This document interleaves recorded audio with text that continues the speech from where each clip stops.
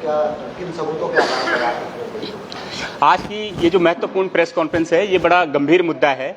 आप देख रहे हैं कि लगातार उत्तराखंड से बाहरी राज्यों के लोग यहाँ पर फर्जी प्रमाण पत्र बना करके, फर्जी निवास प्रमाण पत्र बना के, फर्जी जाति निवास प्रमाण पत्र बना करके यहाँ के लोगों का हक मार रहे हैं। तमाम अभी तक आपने डीएलएड से लेकर के तमाम भर्तियों में देखा, और लेटेस्ट जो मामला है, ये जो नीट की जो काउंसलिंग हो रही है, लगातार बाहर के लोग जो हैं यहाँ पर प्रवेश ले रहे हैं फर्जी प्रमाण पत्रों के आधार पे। दूसरे राज्यों में, चंडीगढ़ से लेकर के अन्य राज्यों में तो वो लोग पकड़े भी जा रहे हैं, उनको जो है तत्काल बाहर भी किया जा रहा है। लेकिन उत्तराखंड में दुर्भाग्यपूर्ण तरीके से इस तरीके के फर्जी प्रमाण पत्र वाले लोगों को लगातार संरक्षण दिया जा रहा है। यहाँ के जो बच्चे हैं जिनका हक मारा जा रहा है, उनके अभिभावक लगातार यहाँ पर जो चिकित्सा शिक्षा निदेशक से लेकर के मेडिकल यूनिवर्सिटी से लेकर के शासन मंत्री महोदय से लेकर के सचिव तक जो है लगातार इस बारे में संज्ञान बता रहे हैं। और जब कहीं से कोई रिस्पॉन्स नहीं हुआ तो हमें जो है मजबूरन कोर्ट की शरण में भी जाना पड़ रहा है। हमारी ये मांग है कि भाई आप भी जान रहे होंगे सभी मीडिया के साथी कि किस तरीके से पहली और जो दूसरी काउंसलिंग यहाँ पर हुई है। कई सारे उदाहरण हैं, हम लोग आपको कुछ उदाहरण भी बताएंगे जिनको हमने पहले नजर में जो है देखा है, इसकी हमने जांच की भी मांग की है। कई लोग ऐसे हैं कि जिनके पास उत्तर प्रदेश की काउंसलिंग में भी वो लोग शामिल हुए हैं, और जब वहां नंबर नहीं आया तो उत्तराखंड की काउंसलिंग में भी शामिल हुए हैं। एक उनिबा हबीब है, ये 10वीं और 12वीं इनका उत्तर प्रदेश से है। प्रथम काउंसलिंग में ये उत्तर प्रदेश से इन्होंने भाग लिया, और जब वहां नहीं हुआ तो उत्तराखंड में ये प्रथम काउंसलिंग में शामिल नहीं हुए, लेकिन सेकेंड काउंसलिंग में ये उत्तराखंड आ गए और इनको 53 नंबर जो है क्रमांक मिला है, और इनको श्रीनगर मेडिकल जो कॉलेज है उसकी सीट आवंटित हुई है। तो बड़ा दुर्भाग्यपूर्ण तरीका यह है कि भाई अगर वो उत्तराखंड के हैं ही नहीं और 10वीं 12वीं उन्होंने उत्तर प्रदेश से किया है, तो पहली राउंड में भी यहाँ नहीं आए, तो सेकंड राउंड में यहाँ के आ भी गए, और श्रीनगर में इनको पार्टिसिपेशन कैसे मिल गया, कैसे इनका जाति प्रमाण पत्र बना, यहाँ से कैसे इनका निवास प्रमाण पत्र बना। दूसरी एक लड़की है प्रीति, इसका 10वीं और 12वीं हरियाणा से है। ये पहली काउंसलिंग में तो उत्तराखंड आई नहीं, सेकंड काउंसलिंग में उत्तराखंड आई और अल्मोड़ा सीट इनको आवंटित कर दी गई। बड़ा सवाल ये है कि भैया जब तुम पहली राउंड काउंसलिंग में यहाँ थी नहीं, सेकंड काउंसलिंग में तुम यहाँ आई, तुम्हारा जाति प्रमाण पत्र अचानक से बना किसने दिया? और हम लोग तत्काल लगातार सरकार से मांग कर रहे हैं कि भाई इस तरीके के जो फर्जी सर्टिफिकेट वाले लोग हैं, सरकार इस पे मांग करे, नहीं तो फिर जो हम लोग तमाम लोग जो अभिभावक हैं, जो पेरेंट्स हैं, हम लोग कोर्ट तो जाएंगे ही। फर्जी हमारी साफ जो आज प्रेस कॉन्फ्रेंस करने का जो सबसे बड़ा कारण है वो ये है कि साफ अल्टीमेटम है कि जो भी अभ्यर्थी इस तरीके के फर्जी प्रमाण पत्रों में संलग्न पाया गया, तो ऐसा नहीं कि आप पकड़े गए और आपको बाहर कर दिया जाएगा। हमारा साफ अल्टीमेटम है, चेतावनी है कि हम लोग उनके खिलाफ यहां पर एफआईआर दर्ज करेंगे फर्जीवाड़े में।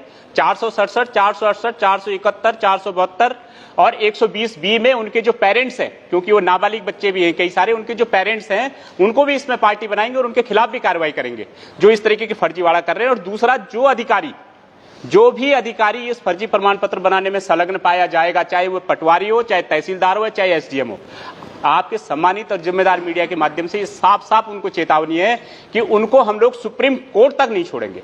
बहुत मजाक हो गया, पानी सर से ऊपर चला गया है, लगातार उत्तराखंड के बच्चों का हित मारा जा रहा है, और अब हम इस पारे को, इन चीजों का और नहीं सहेंगे। ये जो आपने 2 दावे दिए हैं, ये स्टेट कोटे की सीट पर हुए हैं या ऑल इंडिया कोटे की? स्टेट कोटे की सीट पे हुए। पहले राउंड में जो है, ये पहले राउंड में एक 472 क्रमांक पे थी, निधि है, इसको सामान्य ओबीसी दिखाया गया पहले, और इसी जब दूसरे राउंड की काउंसलिंग हुई तो इसने अपना एससी का सर्टिफिकेट लगा दिया। भाई दो जाति प्रमाण पत्र कैसे लगा दिए इनको, और इनका हल्द्वानी मेडिकल सीट आवंटित हो गई। पहले इसने ओबीसी लगाया, जब उसमें नहीं हुआ अब एससी लगा के इसको आवंटित भी हो गया। तो ये अपने आप में बड़ा दुर्भाग्यपूर्ण है। एक आर्यन गुप्ता है, 772 क्रमांक पे इसको ईडब्ल्यूएस दर्शाया गया, जब उसमें नहीं हुआ तो राउंड 2 की काउंसलिंग पे इसको सामान्य विकलांग वो ऑर्फन दर्शा के, अब इसने ऑर्फन दर्शा के और अनाथ की सीट से इसको हल्द्वानी सीट आवंटित हो गई। तो मतलब ये मजाक क्या चल रहा है, और कोई इस पे ध्यान ही नहीं दे रहा है लगातार। और दूसरा, ये दरअसल एक दिक्कत और भी है कि ऐसे दर्जनों केसेस हैं, हम लोगों ने आरटीआई भी लगाई है, तो उत्तर प्रदेश में भी आरटीआई लगाई और यहाँ भी आरटीआई लगाई, कि जिसका भी हमें जरा भी संदेह हो रहा है कि भाई इसकी निवास यूपी का है या यूपी के लोग हैं या दूसरे राज्यों के, हम लोग यहाँ से लगा के उनके दूसरे राज्यों में भी वो कर रहे हैं, टैली कर रहे हैं उन चीजों को, और इनके खिलाफ बाकायदा मुकदमा दर्ज होगा और इनके अभिभावकों को पार्टी बनाया जाएगा, और जिन लोगों ने इनके प्रमाण पत्र बनाए, चाहे जाति प्रमाण पत्र है, चाहे अस्थायी निवास प्रमाण पत्र है, इन सबके खिलाफ कार्रवाई। एक चारूपाल है, पुत्री गजराज, इन्होंने उत्तर प्रदेश की पहली काउंसलिंग में प्रतिभाग किया, इनका क्रमांक 3883 था। इसके बाद इसी अभ्यर्थी ने उत्तराखंड की प्रथम काउंसलिंग में 246 केंद्रीय ओबीसी में सामान्य सीट पे आवेदन कर दिया। और फिर उत्तराखंड की जो दूसरी काउंसिलिंग है इसमें अपने आप को ओबीसी दर्शाया और राज्य के कोटे से जो है इसको अल्मोड़ा सीट आवंटित हो गई। पहले तुम उत्तर प्रदेश में दर्शा रहे हो अपने आप को, फिर वहां नहीं हो रहा है, फिर यहाँ केंद्रीय ओबीसी से सामान्य सीट पे आवेदन कर रहे हो, उसमें नहीं हो रहा, फिर दूसरी काउंसिलिंग में तुम अपने आप को फिर ओबीसी स्टेट कोटे की सीट दर्शा रहे हो और अल्मोड़ा सीट ले रहे हो। ये मजाक चल रहा है, क्या चल रहा है?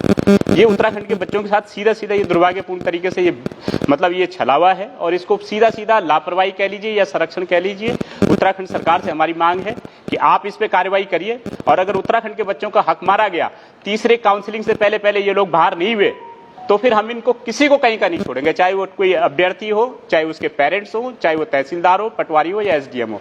एक कनक भारती है, इन्होंने पहले उत्तराखंड कैटेगरी से अपने को सामान्य श्रेणी में दर्शाया और जब वहां नहीं हुआ तो सेकंड राउंड में इन्होंने जो है अपने आप को ओबीसी श्रेणी में दर्शा दिया।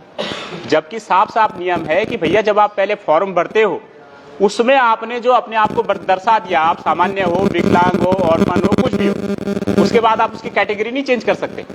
ये हो सकता है कि आप टाइम लेकर के बोल दें कि साहब मैं ओबीसी हूं लेकिन प्रमाण पत्र बाद में जमा कर लूंगी, वो एक चल सकता है। लेकिन आप पहले दर्शा रहे हो खुद को सामान्य, फिर बाद में दर्शा रहे हो ओबीसी, पहले दर्शा रहे हो ओबीसी, फिर दर्शा रहे हो एससी। यूपी में भी आप 10वीं बारी यूपी से कर रहे हो, हरियाणा से कर रहे हो, कहीं और से कर रहे हो, फिर यहाँ सीट ले रहे हो। ये क्या मजाक चल रहा है उत्तराखंड में? तो इसलिए हमारा कहने का मतलब है कि उनकी सुप्रीम कोर्ट की गाइडलाइन के अनुसार हो रहा है यहाँ पे काउंसलिंग और इसको बढ़ाया नहीं जा सकता क्योंकि काउंसलिंग बढ़ाने में थोड़ा सा दिक्कत है। लेकिन इसीलिए हमारा कहना है कि या तो सरकार थर्ड काउंसलिंग से पहले ये सारी चीजें सॉर्ट आउट करे, नहीं तो फिर हम सबको पार्टी बनाएंगे, कोर्ट में भी और पुलिस के पास भी। एक है माही रावत, उत्तराखंड की कैटेगरी में पहले इन्होंने सामान्य श्रेणी में दर्शाया अपने आप को, जब वहां नहीं हुआ तो सेकंड काउंसलिंग में माही रावत ने अपने आप को 157 क्रमांक पे ओबीसी दर्शा दिया।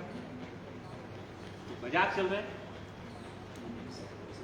तो हमने जो है समय रहते हुए, पर्याप्त समय रहते हुए, चाहे कुल सचिव हो एचएनबी चिकित्सा विश्वविद्यालय के, चाहे प्राचार्य हों, चाहे वीसी हों, माननीय मुख्यमंत्री हैं, माननीय स्वास्थ्य मंत्री हैं, माननीय प्रमुख सचिव हैं, माननीय चिकित्सा शिक्षा है, सबको अपने अपने स्तर से सबको पत्र भी दे दिए।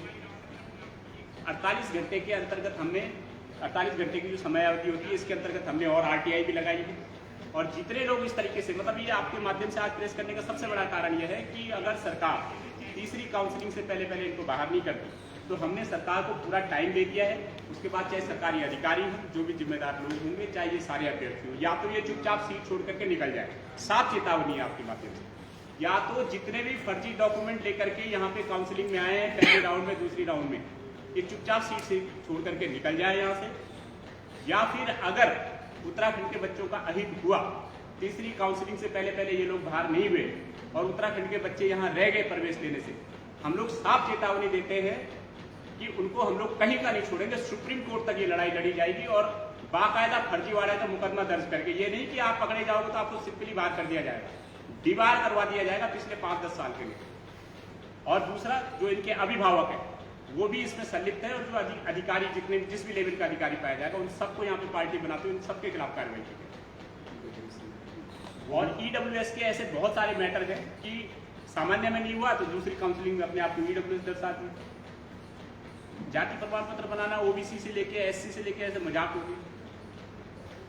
ये तो सरकार की बदतमीजी का खेल है ना तो। जी, और हमारी सरकार से आने वाले समय में ये भी मांग है कि ये जो मजाक चल रहा है कि भाई यहाँ पे उत्तराखंड को एक तरीके से आपने एजुकेशन हब है, तमाम मसूरी से लेके देहरादून से लेके नैनीताल से लेकर के एजुकेशन हब है, भाई हर कोई यहाँ पे पढ़ने के लिए आता है।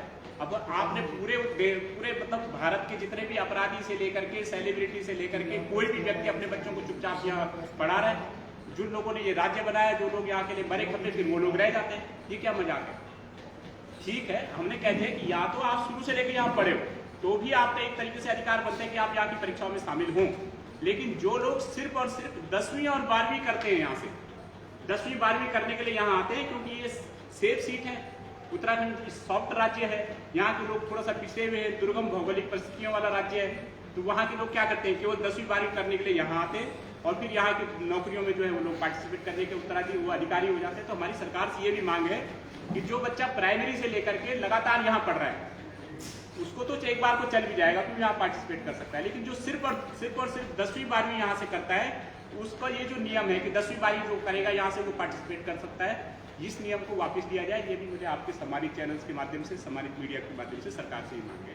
और अगर सरकार इसे आने वाले समय में नहीं ठीक करती है तो जिस तरीके से सरकार ने मूल निवास और भू कानून पे हम लोगों ने सरकार को मजबूर किया है, उत्तराखंड की जनता ने सरकार को पुनर्विचार करने के लिए और कार्रवाई करने के लिए, हम लोग साफ साफ कह रहे हैं हम लोग इस मुद्दे पे फिर से सड़कों पर उतरेंगे और सिर्फ जो 10वीं 12वीं करने वाले लोगों का ये जो नियम है कि जो यहाँ की भर्तियों में शामिल हो सकते हैं, इस नियम को हम लोग वापस करवाएंगे। इसलिए सरकार से मांगे या तो आप करवाइए समय रहते, और नहीं तो फिर हम सड़कों पर उतर के करेंगे। इसका जो खामियाजा है, जो आपकी छवि खराब होगी, इसकी सारी जिम्मेदारी आपकी होगी।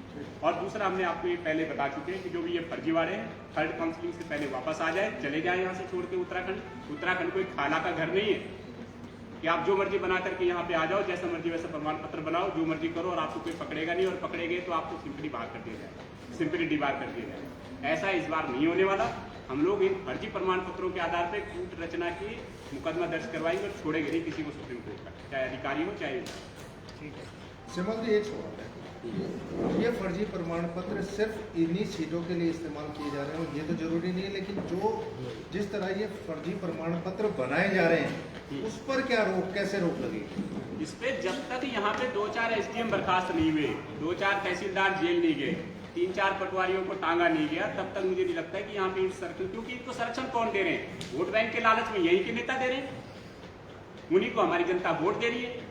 तो जनता को भी ये समझना पड़ेगा कि हम किन नेताओं का सपोर्ट कर रहे हैं भाई। एक और वो लोग हैं जो मूल निवास भू कानून के लिए लगातार लड़ रहे हैं, अपना कैरियर छोड़ रहे हैं, अपनी नौकरियां छोड़ रहे हैं, अपना तमाम टाइम लगा रहे हैं, और दूसरी ओर वो लोग हैं जो आए दिन जो है नदी नाले खाने कब्जा रहे हैं, उनको नियमितीकरण कर रहे हैं। कोई सिपन कोर्ट के लिए एक मर्द बच्चा कोई आवाज उठा के नहीं दिया, कोई नेता अगर किसी ने बोला हो सिपन कोर्ट के लिए, जितने भी यहाँ पे मेन स्ट्रीम के शोकोड़ स्थापित नेता हो, कांग्रेस हो या भाजपा हो, किसी ने कहा हो कि सिपन कोर्ट वालों को भी हम नियमित करेंगे भाई?